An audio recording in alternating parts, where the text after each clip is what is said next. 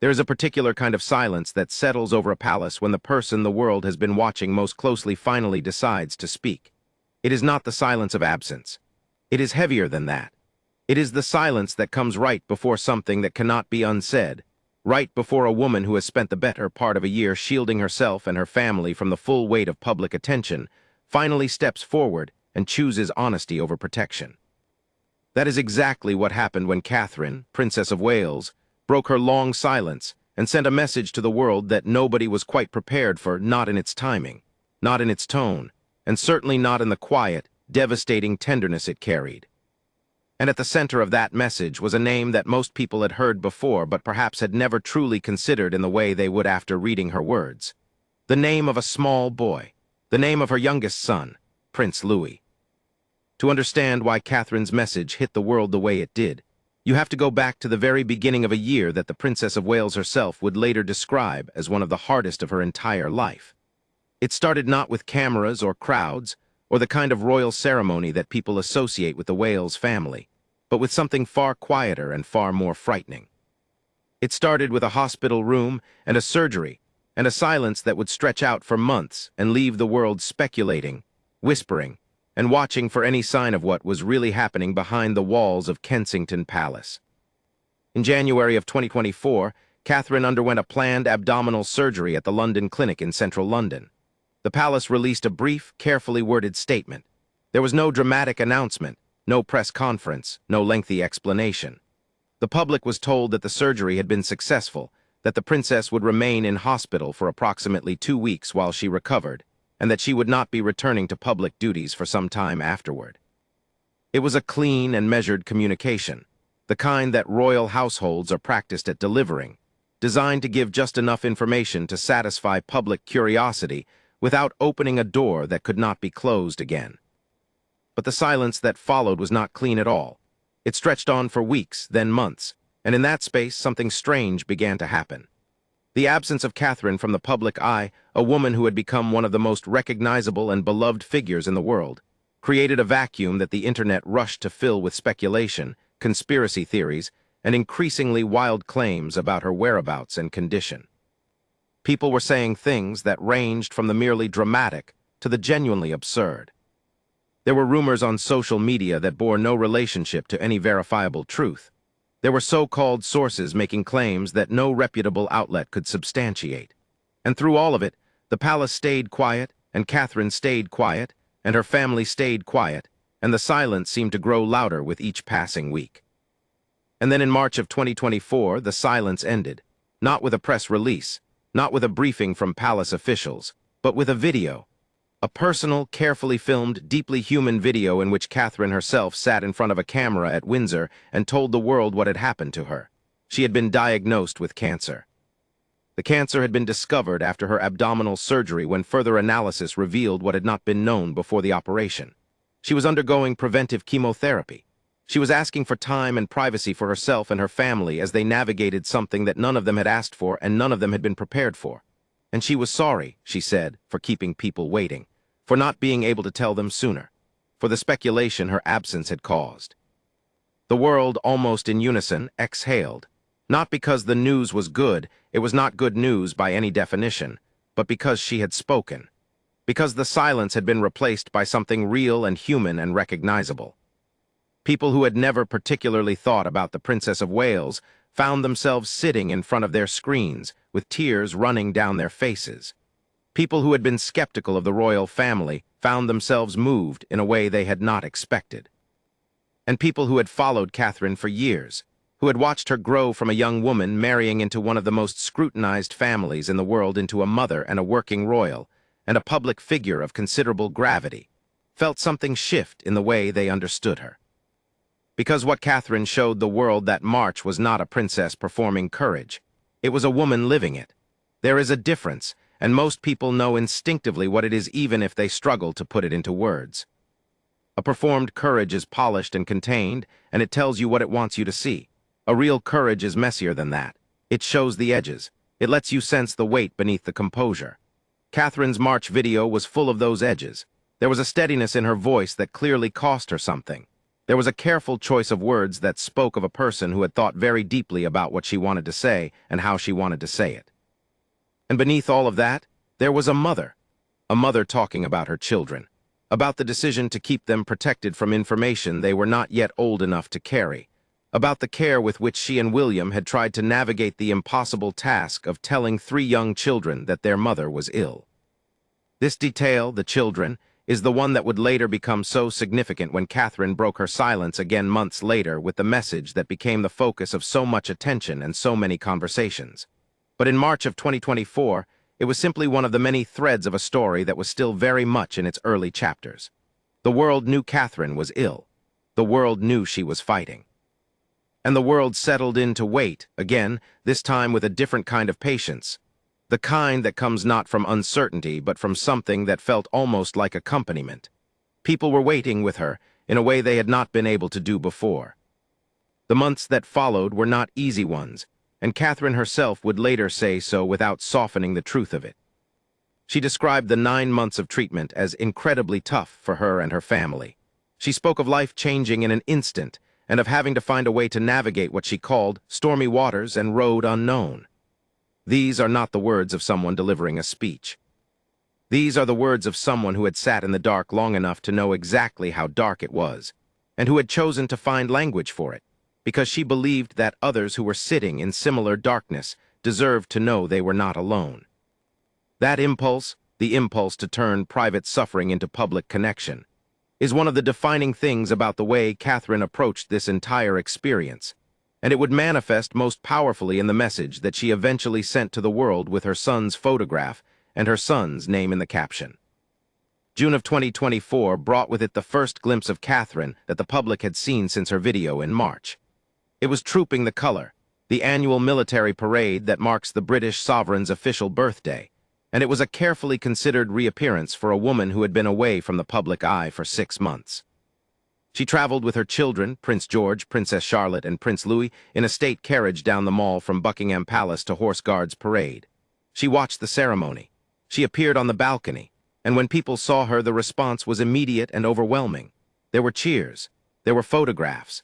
There were millions of words written about how she looked and what her presence meant and what it suggested about the state of her health and her recovery.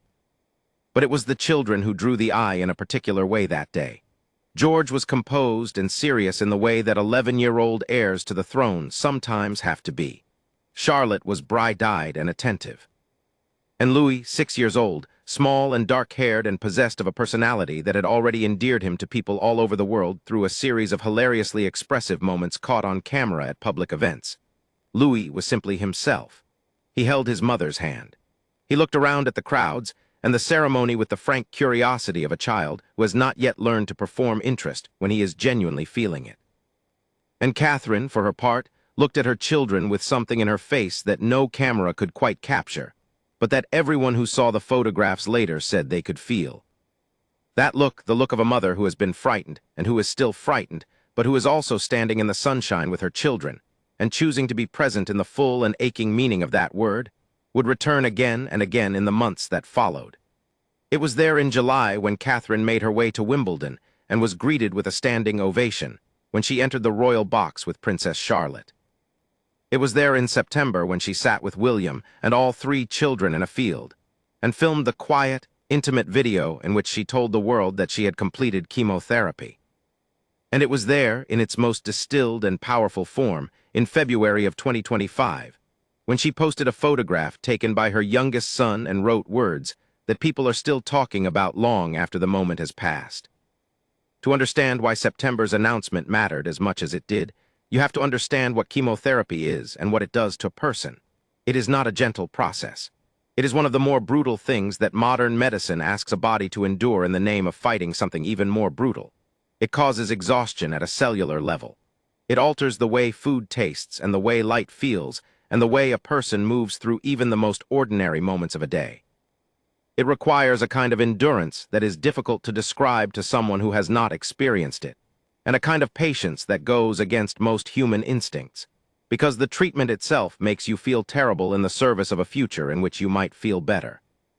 Catherine did this quietly, for months, while managing a household and 3 children, and a husband who was himself carrying an enormous public weight, while her father-in-law King Charles III was simultaneously battling his own cancer diagnosis, and the monarchy was navigating one of the most medically complicated periods in recent royal history. She finished chemotherapy at the end of the summer of 2024.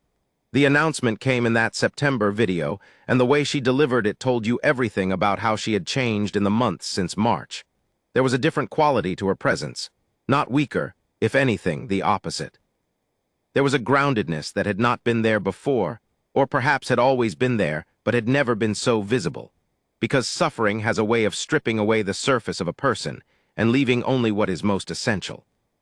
What was most essential in Catherine, it turned out, was exactly what people had always sensed was there, but had perhaps not fully believed in until they saw it tested. A steadiness, a love for her family that was not romantic or performative but practical and deep, and a genuine desire to use her own experience to make others feel less alone in theirs. She did not declare herself healed in that September video. She did not say everything was fine. She said she was cancer-free, but that her path to healing and full recovery was long, and that she would continue to take each day as it came. She said she was looking forward to being back, but that she was still not out of the woods. She was careful with her words in the way that only someone who has had to be very honest with themselves about what they know and what they do not know can be careful. And the world heard that carefulness and responded to it with a warmth that surprised even those who had always believed in Catherine's particular kind of connection with the public. Through all of this, through the surgery and the diagnosis and the months of treatment and the careful, measured return to public life, the three Wales children had been kept as protected as possible from the full weight of what their mother was going through. This was a deliberate choice, made by two parents who understood that children can hold difficult truths, but should not be required to hold more of them than necessary, and certainly not in the middle of a school year, certainly not with the additional pressure of knowing that millions of people were watching and waiting for news of their family. Prince William later spoke about this, about the importance of being honest with his children while also being mindful of what they were capable of processing. He said there had been tears, a lot of tears, and that those tears had been shared not just by the children but by everyone. Prince Louis, at 6 years old, was the youngest. He was also, in his own particular way, the most publicly beloved of the three children, having distinguished himself over the years with a series of reactions to public events that had delighted people precisely because they were so entirely unfiltered. He was a child in the fullest sense of the word, and that quality, that inability to perform what he was not feeling, was something his mother had always seemed to love and protect in equal measure. What Louis understood about what was happening to his mother in 2024 was whatever a 6-year-old can understand about illness and fear, and the particular anxiety of watching someone you love go through something they cannot entirely explain to you. What he could do, and did, was be present, be close. Be, in his small and irreplaceable way, a source of something that cannot be prescribed or manufactured or delivered by any medical team, however skilled and devoted. He could take a photograph, and that photograph, when Catherine eventually shared it with the world, would say more about the year that had passed and the mother and son at the center of it than any press release or official statement ever could. But that moment was still months away as the summer of 2024 turned to autumn and Catherine began, slowly and carefully and on her own terms, to find her way back. There is a particular kind of grief that attaches itself to recovery, and most people who have never experienced a serious illness do not know it is there until they encounter it, either in themselves or in someone they love. It is not the grief of loss, exactly. It is something more complicated than that. It is the grief of the person you were before. The grief of the routines and assumptions and small daily freedoms that you did not realize you were taking for granted until the moment they were taken from you. Catherine spoke about this, haltingly and with the careful honesty that had become her defining characteristic through 2024, when she visited Colchester Hospital in the summer of 2025 and reflected on what the period after treatment had actually felt like from the inside. She described the way people put on a kind of brave face during treatment itself, a stoicism, a forward-looking discipline that gets you through the days because you have no choice. And she described the way that stoicism sometimes cracks once the treatment is done, because the urgency has passed but the weight has not, and the expectation that you should now simply return to who you were before collides, sometimes violently, with the reality that the person you were before does not quite exist anymore in the same form. This is the part of illness that Catherine chose not to hide. It would have been easy to do so. It would have been strategically simple and entirely understandable for the Princess of Wales to complete her treatment, announce her remission, and present to the world a clean arc of suffering followed by triumph followed by restoration. That is the narrative that illness is most frequently forced into in public life, because it is the narrative that is most comfortable for audiences to receive and easiest for institutions to manage. But Catherine did not choose comfort. She chose something more demanding and more valuable, which was truthfulness. A truthfulness that extended not just to the facts of her situation, but to the emotional texture of it, to the difficult and unglamorous reality of what it actually feels like to have been through what she had been through and to be trying, day by day, to find a new version of normal. By the autumn of 2024, Catherine had made a handful of carefully selected public appearances, each one preceded by significant coordination with her medical team and palace officials who were determined to protect a recovery that was still, as the princess had made clear, very much ongoing. She attended the Emir of Qatar's state visit to Britain. She appeared at Remembrance Day ceremonies. She attended her annual Christmas Carol concert at Westminster Abbey, where she was seen talking to singer Paloma Faith and telling her, with what appeared to be genuine warmth and a touch of rueful honesty, that the year had been full of surprises. These appearances were not the full return to public life that some had hoped for, and the palace was careful to frame them as exactly what they were: steps, not endpoints, progress, not completion. Catherine herself had been insistent about this framing, because she understood that the truth of recovery is not a linear thing, and that presenting it as such would be a disservice both to herself and to the many people watching who were themselves navigating their own experiences of illness and uncertainty. In January of 2025, Catherine made the visit to the Royal Marsden Hospital in Chelsea that she would later describe as incredibly poignant. The Royal Marsden is one of the world's leading cancer treatment centers, and it was there that she had received much of her care throughout 2024. The visit was unannounced. There were no cameras positioned for maximum effect, no crowd of well-wishers assembled in advance, no carefully orchestrated moment of symbolic significance that someone had designed to make for a good photograph.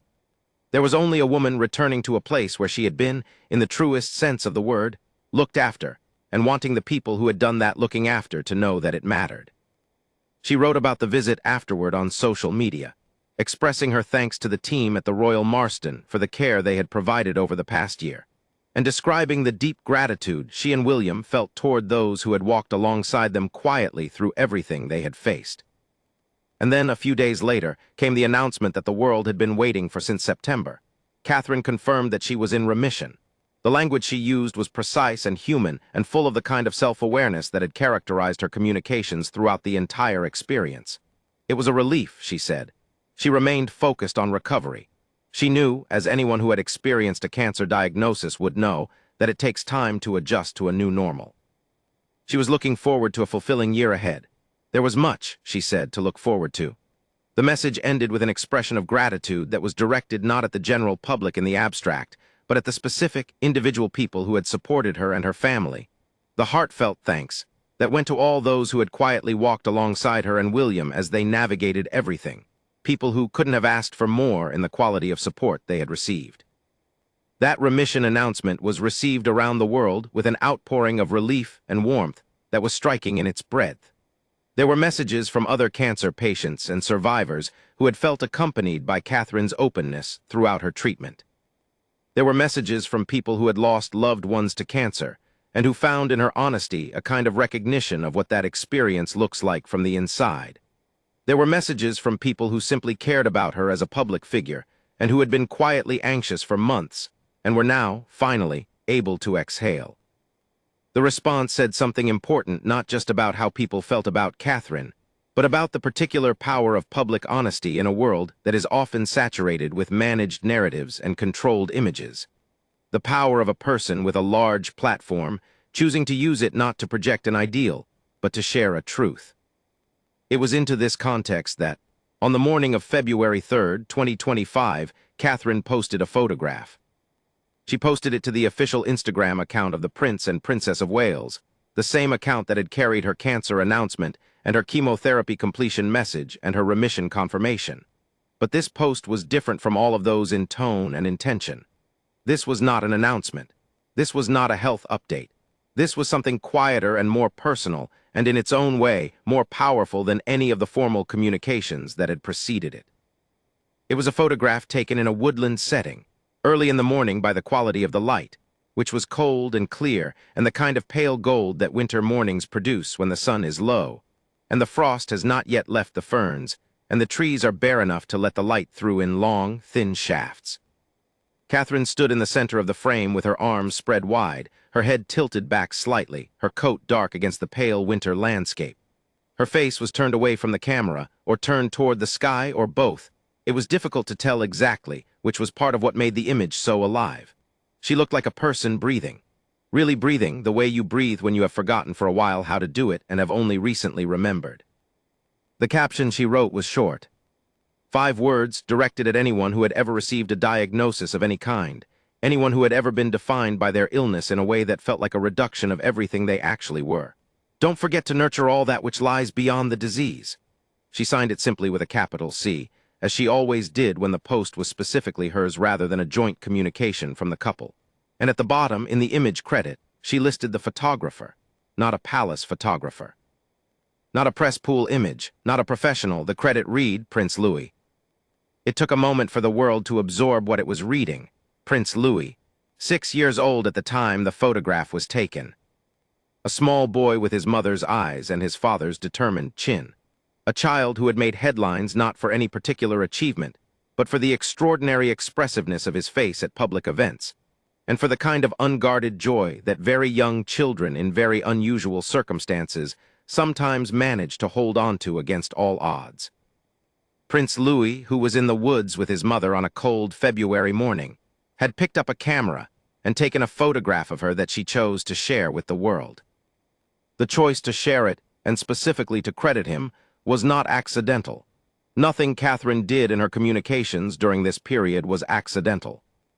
She had demonstrated throughout 2024 that she thought carefully about everything she said and shared, and the way in which she said and shared it, that she understood the difference between a communication that performs and a communication that connects, and that she was committed to the latter even when the former would have been easier and safer. Crediting Louis was not simply a charming detail. It was a statement.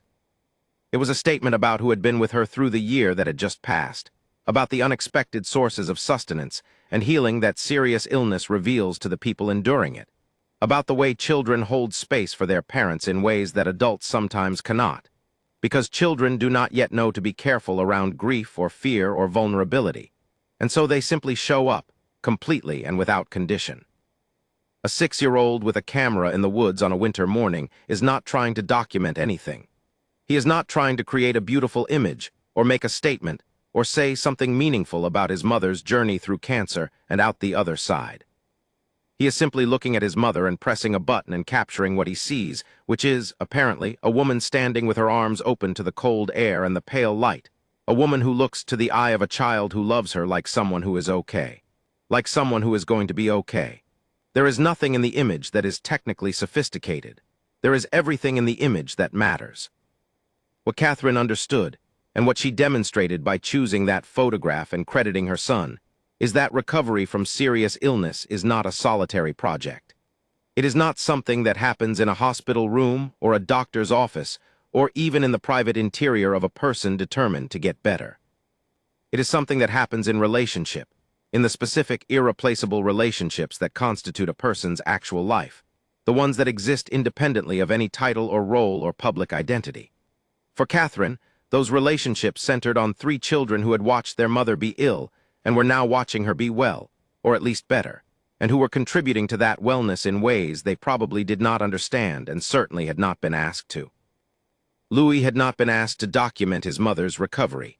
He had simply been there with a camera on a morning when the light was right and his mother had her arms open to the world, and he had pressed the button. The reaction to the post was immediate and enormous. By the standards of the Wales Instagram account, which is accustomed to receiving significant engagement on everything it posts, the response to this particular photograph was exceptional. The comments were full of people who were themselves cancer survivors or caregivers of cancer patients, or people who had lost someone and recognized something true and specific in Catherine's 5-word caption. There were people who said the photograph made them cry. There were people who said it made them feel seen in a way they had not expected to feel seen by anything connected to the royal family. There were people who simply wrote Louis's name, as if saying it was enough, as if acknowledging the small boy with the camera was the only response the moment required. There were also, of course, the usual categories of commentary that accompany anything Catherine shares publicly. There were people who analyzed the image technically. There were people who questioned whether Louis had really taken it or whether the credit was a charming fiction designed for public relations purposes. There were people who found the whole thing too polished, too considered, too strategically warm to be genuine. These responses existed and were perhaps inevitable, given the scrutiny that everything connected to the royal family receives and the deep skepticism that some people bring to any act of royal communication regardless of its content or context. But they were a minority, and they were largely drowned out by something louder and more fundamental, the sound of recognition, of people who had lived through something difficult, seeing their own experience reflected back at them in the image of a woman in winter woods with her arms open and her youngest son behind the camera.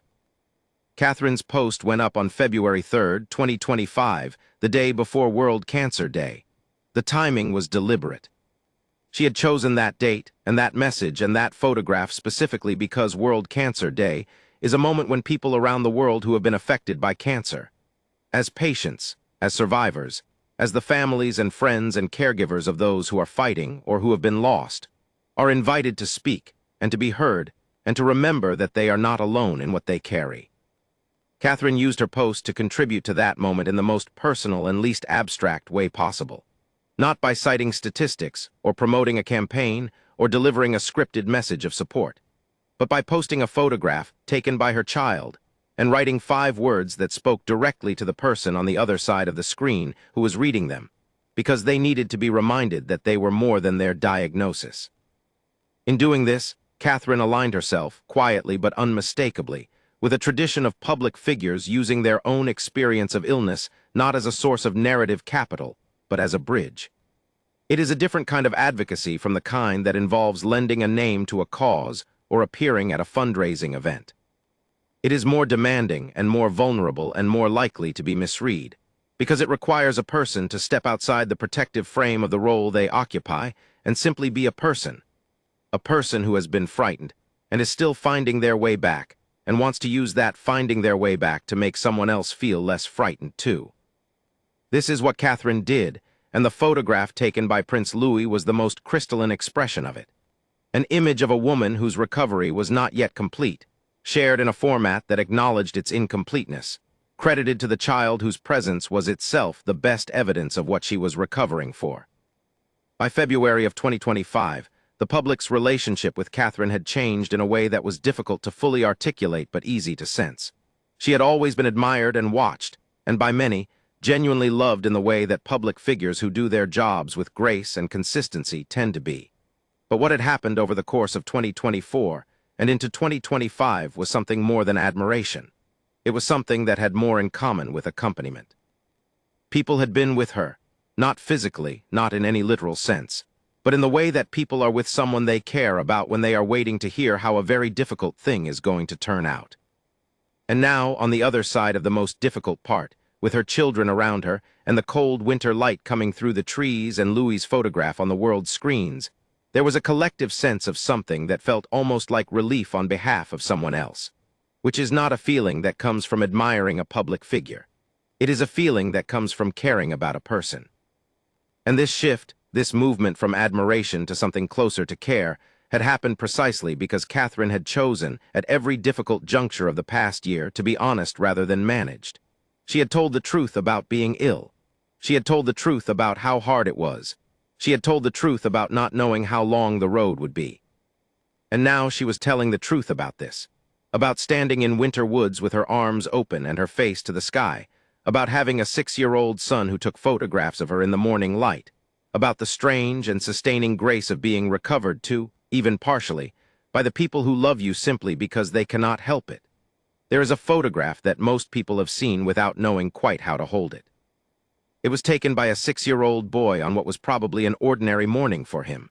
A morning in the winter woods, cold air, pale light, his mother standing not far away, and it captures something that professional photographers spend careers trying to achieve and sometimes never do. The feeling of a person being exactly themselves in a moment that matters, without knowing they are being watched. Catherine did not know, in the way that truly changes how a person stands or holds their face, that the image being taken would eventually be seen by millions of people. She knew her son had the camera. She was not posing, or at least not in any recognizable way. She was simply standing there with her arms open and the winter morning around her, and Louis pressed whatever button he could find. And the result was the photograph that she chose to share with the world on the morning of World Cancer Day 2025, because it said something she could not have said any other way. What it said, what the image and the caption together said, was something that goes beyond the specific story of Catherine and her illness and her family. It spoke to a universal and rarely articulated experience, the experience of surviving something and then having to figure out who you are on the other side of it. Because illness does not simply take things from you and give them back when it is over. It reorganizes you. It reprioritizes things without asking your permission. It strips away certain assumptions and certain fears, and sometimes certain constraints that you had been carrying without realizing how much they weighed. And when it passes, or when the worst of it passes, you are left with the task of building a version of yourself that incorporates what happened without being defined entirely by it. That is the task that Catherine was still engaged in when she posted that photograph, and the 5-word caption she wrote, "Don't forget to nurture all that which lies beyond the disease," was addressed as much to herself as to anyone else.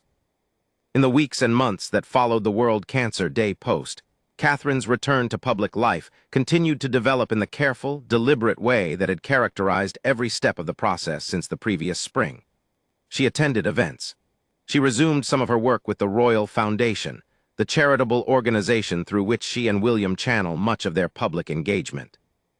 She was photographed at Wimbledon again in the summer of 2025, and again at a series of engagements that demonstrated the gradual expansion of her capacity to be present in the world in the way she had been before.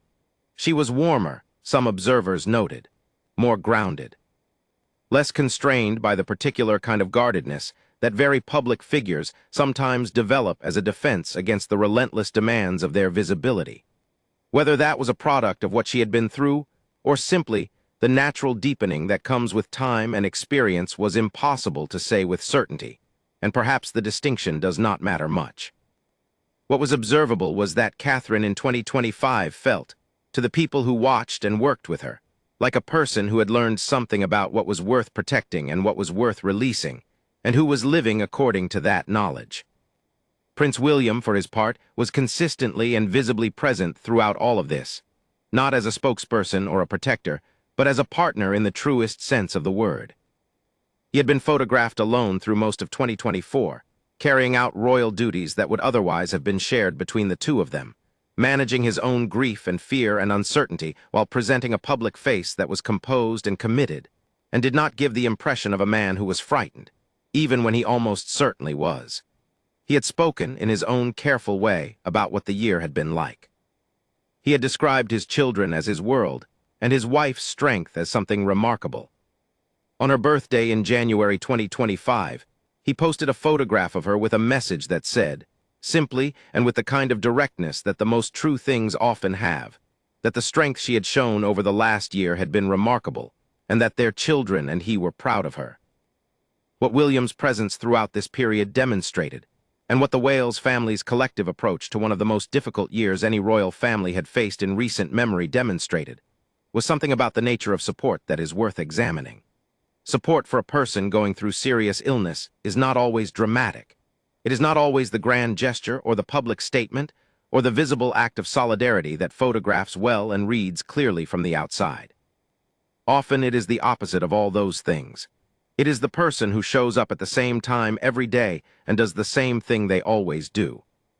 It is the child who takes a photograph in the morning light without understanding that what they are actually doing is reminding their mother that she is still, despite everything, a person in the world. A person who can stand in the winter woods with her arms open and her face to the sky, and have that moment recorded by someone who loves her without knowing the full weight of what they are recording. Louis, at 6 and then 7, could not have fully understood what his mother had been through. The explanations his parents had given the children about the illness had been, by necessity, calibrated to what young minds can absorb. He knew his mother had been ill. He knew she had spent time in hospital. He knew there had been hard days, but the specific terror of a cancer diagnosis, the months of chemotherapy, the long waiting and the uncertainty and the fear that underpinned even the most hopeful moments. These were things that lived in the adult understanding of the situation, not the child's. What Louis knew was what children always know most directly about the people they love. He knew whether she was happy or sad, near or distant, present or somewhere else in a way he couldn't quite reach. And on that February morning in the woods, what he saw when he looked at his mother through the camera was someone who was present, someone who was there, and he took a picture of it. There is a school of thought, in psychology, in medicine, in the lived wisdom of people who have navigated serious illness, that the healing that happens in relationship is not supplementary to the healing that happens in treatment. It is not the pleasant extra, the nice addition, the warm and fuzzy accompaniment to the real work of getting well. It is part of the real work. The evidence for this is substantial and has accumulated over decades of research into how human beings recover from physical and psychological trauma, how social connection affects immune function and stress response, and the capacity to endure difficult processes. Catherine's caption on the World Cancer Day photograph, "Don't forget to nurture all that which lies beyond the disease," was not a piece of received wisdom she had borrowed from somewhere.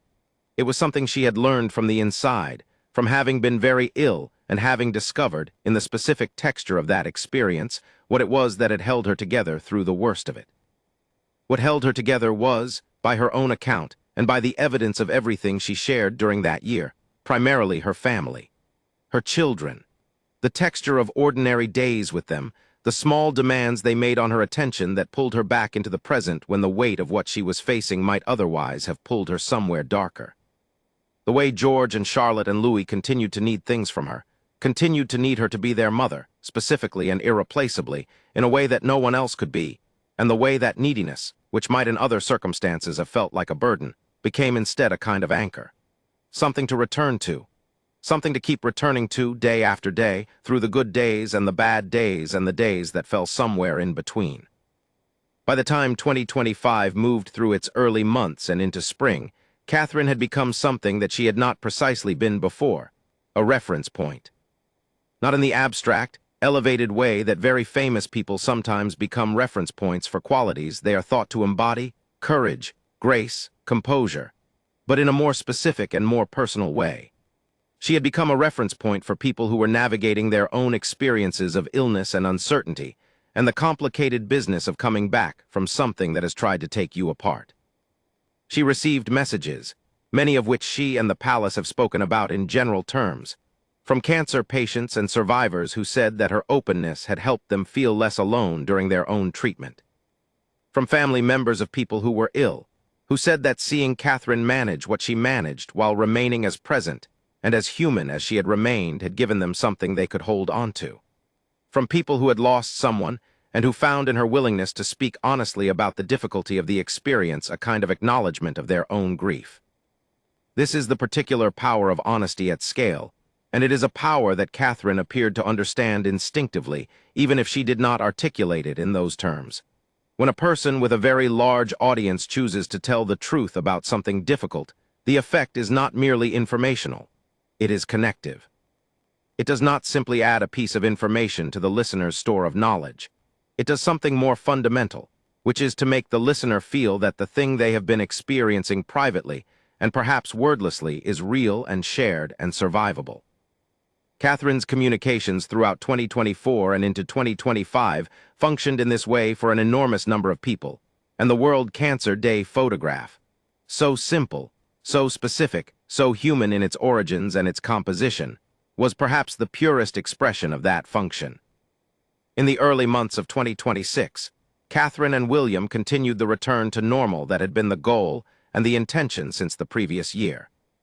A new puppy had joined the family, a Cocker Spaniel, and Catherine was seen during a visit to Wales in February talking about the animal with obvious delight, crouching down to greet another family's dog, and then mentioning, almost as an aside to the people she was talking with, that they too had the same breed at home.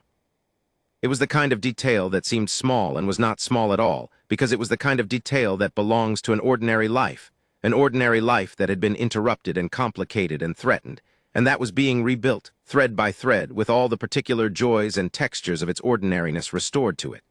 A puppy, a morning walk, 3 children growing up, a husband who calls his wife remarkable on her birthday. These things are not dramatic. They are not the material of historical record in any conventional sense. But they are, in the deepest sense of the word, the substance of what had been fought for and protected and returned to. And running through all of it, threading through every public statement and every private moment and every carefully credited photograph, was the figure of Prince Louis, the youngest, the most expressive, the most unguarded of the 3 Wales children, who had pressed a button on a cold February morning and captured something true about his mother without knowing that he was doing it. He did not know in February of 2025 that the photograph he took would be seen by millions of people. He did not know that the image credit at the bottom of his mother's post would become a detail that people noticed and remarked on and felt something about. He did not know, in the way that adults know things, what it meant that his mother had chosen his photograph to share on a day set aside for people affected by cancer, or what the choice communicated about the year that had passed and the love that had sustained her through it. He knew only what he saw when he looked at her through the camera, a woman standing in the winter light with her arms open, who was, by every visible measure, okay. That is enough to know. It is, perhaps, exactly the right thing to know. Because what children offer the people who love them, what Louis offered Catherine through the hardest year of her adult life, is not understanding in any sophisticated or comprehensive sense. It is presence. It is the specific, irreducible, irreplaceable fact of being there, of continuing to need and to love in the uncomplicated way that children love, which is to say without condition and without measure, and without the particular kind of holding back that adults develop as a form of self-protection. Louis did not hold back. George and Charlotte did not hold back. They needed their mother, and they showed her that they needed her. And in showing her, they gave her something to come back to every day that was more immediate and more compelling than any medical prognosis or public expectation or institutional demand could ever be. Catherine's heartfelt message, the one that broke her silence about Prince Louis's role in her recovery, was not a formal announcement. It was a photograph and 5 words and a credit line. But in that spare and simple form, it said everything that needed to be said about the year that had passed, and the people who had carried her through it, and the particular grace that lies in being loved by someone who does not yet know to do it carefully. The world received it in the spirit in which it was given, not as a royal communication, but as a human one, not as a statement, but as a truth, not as a performance of recovery, but as evidence of it. There are some moments in public life that resist the usual frames, the frames of celebrity and institution, and managed narrative and strategic communication. These moments are rare because the conditions that produce them are rare. They require a person who is willing to be genuinely honest, a circumstance that demands more than performance can provide, and a detail so specific and so human that it cuts through every layer of managed distance and arrives, intact and unmediated, in the chest of the person receiving it. The World Cancer Day photograph of Catherine in the winter woods, taken by Prince Louis at 6 years old, and shared by his mother with a caption about nurturing what lies beyond disease, was that kind of moment. It arrived in the chests of millions of people who had never met Catherine and would never meet Louis, and who nonetheless felt, looking at it, that they understood something true and important about what it means to love and be loved in the middle of something very hard. That understanding, wordless, immediate, crossing every barrier of geography and culture and circumstance, is the only thing that can be said to have come out of a year of profound difficulty for one of the world's most watched families that is unambiguously and entirely good. Not good in spite of the difficulty, but because of it.